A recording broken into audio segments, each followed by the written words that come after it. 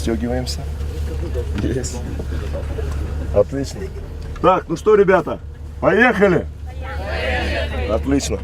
Укыл алдынгылары, ижади конкурстарда еңеүселәр, спортсылар һәм йәмәгать эшендә әүҙем уҡыусылар.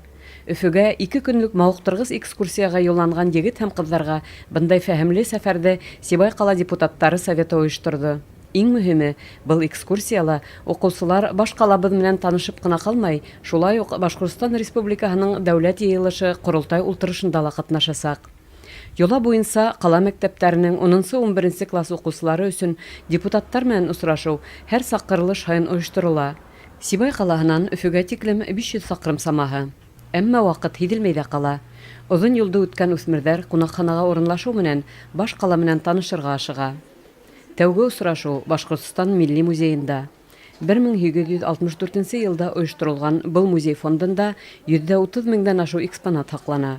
Башҡортостандың үткәнен һәм бөгөнгөһөн сағылдырылған бай тарих менән 34 күргәҙмә залында танышырға мөмкин. Ребята, кому интересно, кто никогда не видел окаменелое дерево, можете постучать по этому дереву. Окаменелое дерево, которое пролежало миллионы лет под землей, прежде чем попасть в фонды нашего музея.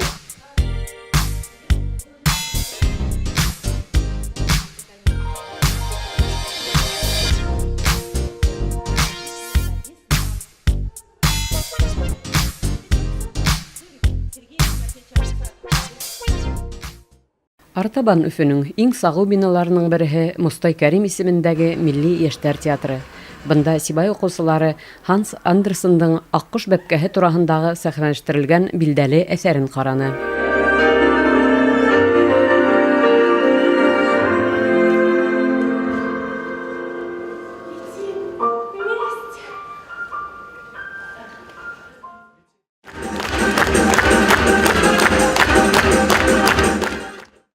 Был спектакль мне бик оҡшаны. Артисттарны ҡәҙерләнделәр. Етди сәхнәгә сыҡтылар һәм миңә был оҡшаны. Миңә был спектакль бик оҡшаны. Артисттар был спектаклгә бик тәҙерләнгәндәр. Шуға ла был спектакль бик яҡшы һәм ҡыҙыҡлы килеп сыҡҡан. Өфө ҡалаһы төрлө иҫтәлекле урындары, парктары менән билдәле. Шундай урындарҙың береһе 7-нсе күк тип аталған ҡуласа. Уның бейеклеге 48 метр, бер әйләнеше 15-20 минутҡа тиклем һуҙыла.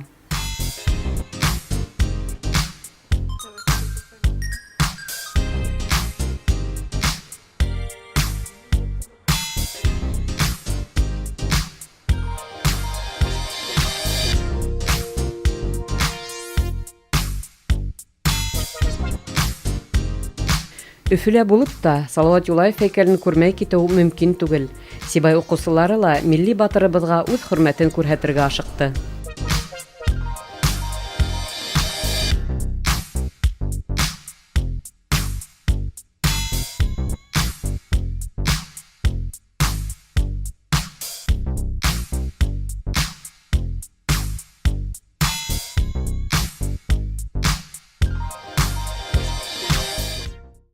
Сәфәрҙең икенсе көнө дәүләт йыйылышы ҡоролтай эшмәкәрлеге менән яҡынданыраҡ танышыу.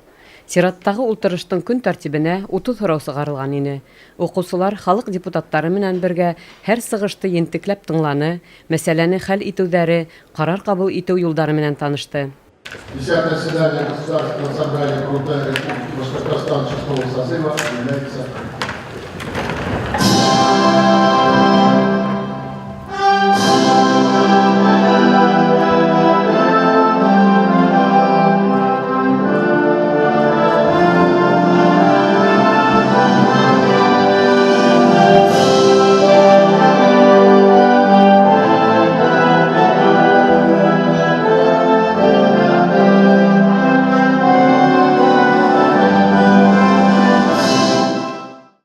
Артабан үҫмерҙәр өсөн ҡоролтайҙың музейы буйлап экскурсия ойошторолдо.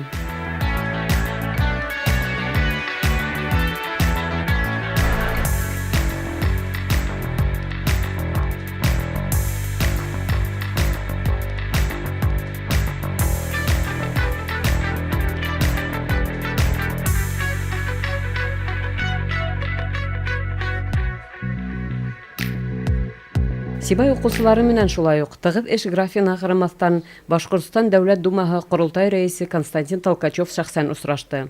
Ул яшь буынга республика закондар сыгару органының эшмәкәрлеге турында һөйләне. Укучылар иһә рәискә үзләрен кызыксындырган һорауларны бирде.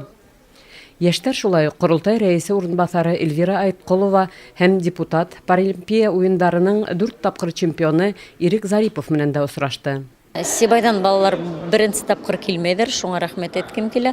Сибайдан хакимиятенә, әмма ләкин ул актив позициян билдәләп бит инде һәм ошондый зур 2 көнлек программа булды һәм ошо программала осрашулар булды һәм әлбәттә Константин Борисович осрашу бик җитди үтте һәм мәдәният саралары ла булды. Шуңа без ышанабыз, Сибайдан килеп ошолай ерак бит инде юл килеп шатланып, яңа мәгълүмат алып, шундый матур кайф менән кайтырдар дип. Һәр тырышлык лайыклы баһалана. Калабызның һәр яктан алдынгы укучылары өчен оештырылган бындай фәһемле сәфәр яшь буынды тагы ла дәртләндерде, зуррак максаттар куярга, ышаныслы алга барырга әйдәне. Гөлсәрия Абилова, Лиана Кириллова, Виктор Краснов, Яңлыктар хезмәте.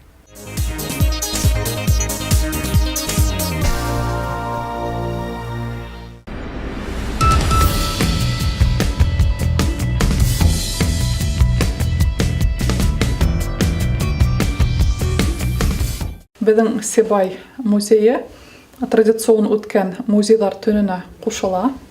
Ул бөтә ил буенча 18 май буласак. Безнең музейның ишекләре киске сәгать 6-нан 12-гә тиклем асык буласак, төнге 12-гә тиклем. Без бөтә Сибай халкын һәм кунактарны көтәбез. Ошо зур мәдәни сарага төрле уендар, квест уендары, мастер-класслар буласак. 2 күргәзмәне асасак без шул көндә. Ул театр елына багышланган Арыслан Мөбәрәков исемендәге драма театры коллективы менән берлектә асылган күргәзмә. Театрның сихри сәхнәһе дип атала һәм Янузак Кылысовтың кул эшләре, агастан эшләнгән кул эшләре күргәзмәһе асыласак инде. Шул ук кистә Сибай халкы өчен Өфө коллегалары менән берлектә Беренче республика фильмын тәкъдим итәсәк, бер генә сеанс була, шуга караһалар, күрһәләр, бик яхшы булыр иде. Экскурсиялар үтәсәк шул төндә һәм викторина. Мәктәп укучылары өчен өлкәннәр дә катнашырга мөмкин был викторинала. Умники һәм умницалар дип атала инде. Сибай халкын тагыла ошо көндә үткән диктанттар форматында башкорт теленнән диктант язасакбыз бит инде, цифровой диктант та бәлки катнашасактардыр һәм без дә музейда үткәргән музейлар диктантына көтеп калабыз.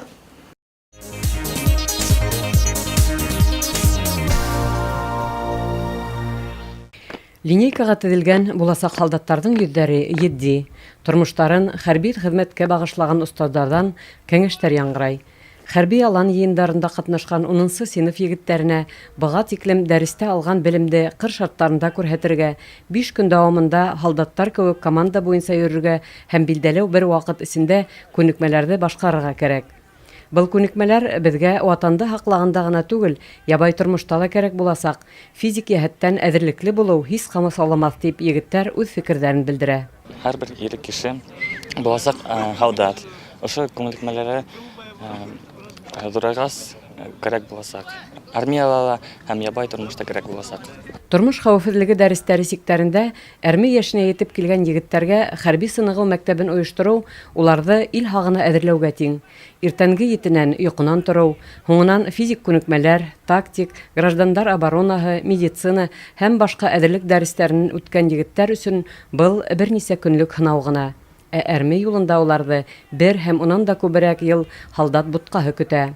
Тормыш хәвефсезлеге дәресләре буенча егетләр 35 сәгатьлек хәрби әзерлек дәресләрен үтәргә тиеш. Йөгерү буенча спорт ярышлары буенча беренчелекне алалар һәм көчләрне һоңгы көндә билдәләп бүләкләп үтәбез. Бұл безнең ел һайын үткәрелә. Бұл уку графигына индерелгән план. шуның буенча эшләйбез. Быел бөтәһе 128 бала мәктәптәрдән катнаша. Һәм улар бик зур теләк менән бында киләләр. Иртәнсәктән кискә тиклем ошонда күнекмәләр эшләп бик канагат булып кайтып китәләр инде.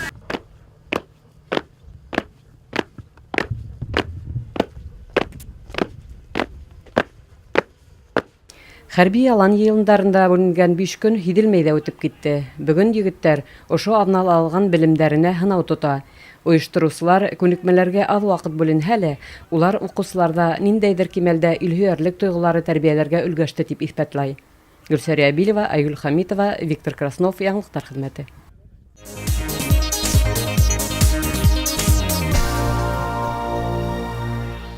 Бейеу талант һәм хезмәт, бейеу тылсымлы хикмәт. Башкортстандың атказанган артисты Фәнил Асадуллин өчен бейеу ысынлап та тормышының бер хикмәте. 1996 елда Сибай филармония сәхнәһенә тәүге аяк баскан яшь белгес ул сакта бейеу сәнгатенең югары баскычларына күтәрелермен дип хыялланмагандыр да бәлки. Әмма Фәнил Шәйхислам улының тырыш хезмәте бүген үз һөҗүмтәһен бирә. Бейеуде оста башкарусы гына түгел, бейеүдәр куюсы, режиссер, яшь бауынды әйдәүсе иҗатчысы ла ул. Сибай концерт театр берекмәһендәге уңышлы хезмәте өчен хореограф 2011 елда Башкортстандың атказанган артисты исеменә лаек була.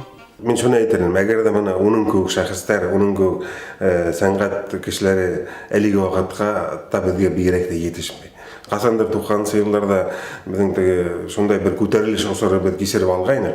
Менә әлеге вакытта шундай кешеләр җитмәй. Ни өчен дигәндә, ысын үдебездән халкыбыздан, нидән, тамырлардан, табигатьтән килеп чыккан, ни өчен дигәндә, режиссер булыр өчен, яки бейеүче булыр өчен, гомумән сәнгать кешеһе булыр өчен ул Худайдан булырга тиеш. Фәнил Асадуллин куйган коллектив бейеүләр белгечләр тарафынан һәр сак югары баһаланып килә. Әйтәйек, Байрам, Шаймуратов генерал, Сармат, Башкортстан Гөлбөстан, Кадриль дип аталган композициялар менән Сибай халык бейеүләре ансамбле республика һәм халыкара конкурс фестивальләрендә җиңүче булды. Булар барыһы хореографтың бай тәҗрибәһе, осталыгы, иҗади эшмәкәрлеге турында һөйләй. Иҗат минем өчен иң мөһиме. Ул режиссуран, ул бейеү куюы, иҗат. Иҗат менән янып яшәгән вакытта гына мин үдемдә иркен тоям, мин үдемдә еңүче дип тоям. Иҗат туктага, тормыш туктай минем өчен. Ошо көндәрдә артист 50 яшьлек юбилеена бәйле үзенең эшмәкәрлегенә үзенчәлекле йомгак яһау максатында бейеү сәнгате осталарын, иҗатчыларды байрам кисәһенә тупланы.